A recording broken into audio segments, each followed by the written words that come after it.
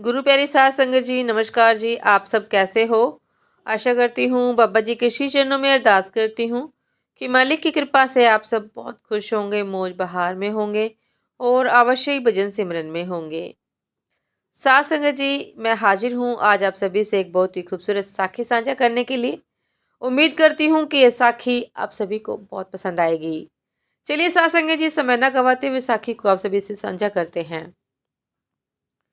साध संगत जी, कहा जाता है कि जब राजा गोपी चंद ने दुनिया की ऐशो इशरत से तंग आकर अपना राज्य छोड़कर गोरखनाथ जी के पास योगी बनने के लिए चला गया, तो गोरखनाथ ने उसे योग दीक्षा दे दी, मगर यह सोचकर कि यह राजा है, इसके अंदर लोक लाज है, जो परमार्थ में बड़ी भारी दीवार है और जिसे दूर करना जरूरी है। उसने हुक्म दिया कि बच्चा, जैसा मैं कहूँ वैसा करो।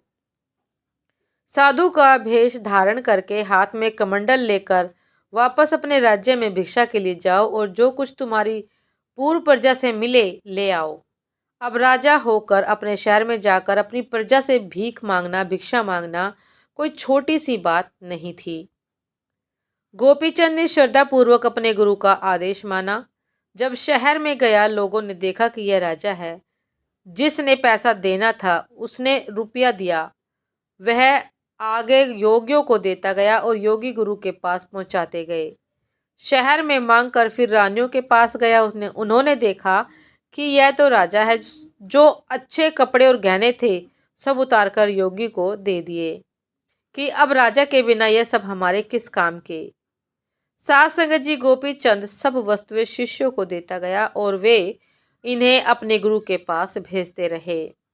अंत में गोपीचंद ने माँ के दरवाजे पर जाकर अलख जगाई। माँ ने उसे देखकर कहा कि योगी, मैं गृहस्थ औरत हूँ, तू त्यागी है।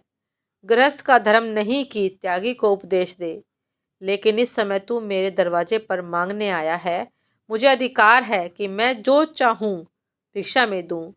जो तू मांग कर लाया ये तो योगी लोग खा जाएंगे, तेरे पास कुछ नहीं रहेगा। इसलिए मैं तुझे ऐसी भिक्षा नहीं देती, बल्कि 3 बातों की भिक्षा देती हूँ। कि पहली यह कि रात को मजबूत से मजबूत किले में रहना। दूसरी यह कि स्वादिष्ट से स्वादिष्ट भोजन खाना। और तीसरी यह कि नरम से नरम बिस्तर पर सोना। साध संगत जी, यह सुनकर योगी बोला कि माँ, तेरे उपदेश से तो मैं साधु हुआ हूँ, लेकिन अब तू मुझे क्या उल्टा उपदेश दे रही है। अगर कोई स्त्री कहती तो मैं उसे समझता। देख माँ, जंगलों में मजबूत किले और स्वादिष्ट भोजन कहाँ, इसी तरह नरम बिछोने कहाँ। वहाँ सूखे टुकड़े खाने पड़ते हैं, घास पर लेटना पड़ता है।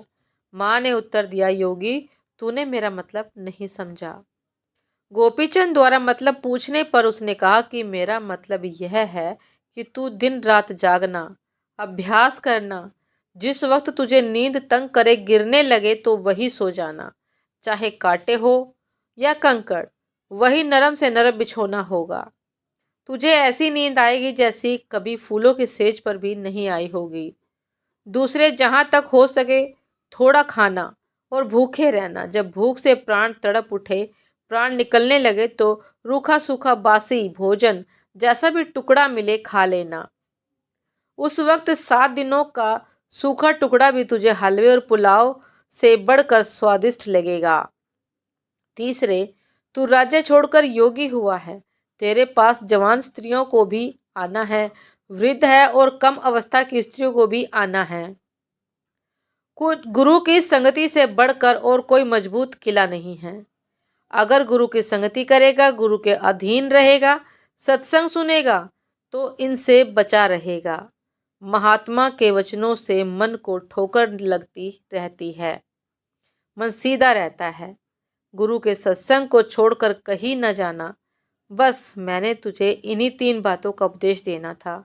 इसलिए साध की संगत, सप्ताह में 2 बार सत्संग सुनने जरूर जाना, सत्संग करने जरूर जाना और सतगुरु के दया व रहमत भरे वचन सुने, ताकि सतगुरु से हमें अपनी दया मेहर मांगनी ना पड़े। साध संगत जी, ये थी आज की एक बहुत ही खूबसूरत साखी।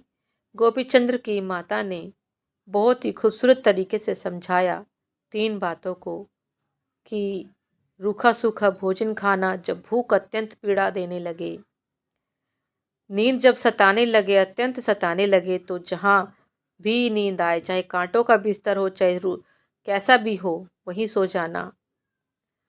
और तीसरी और अत्यंत जरूरी बात सासंग जी, कि तेरे पास जवान स्त्रियों का भी आना जाना लगा रहेगा, वृद्ध और कम अवस्था की स्त्रियों का भी आना जाना रहेगा।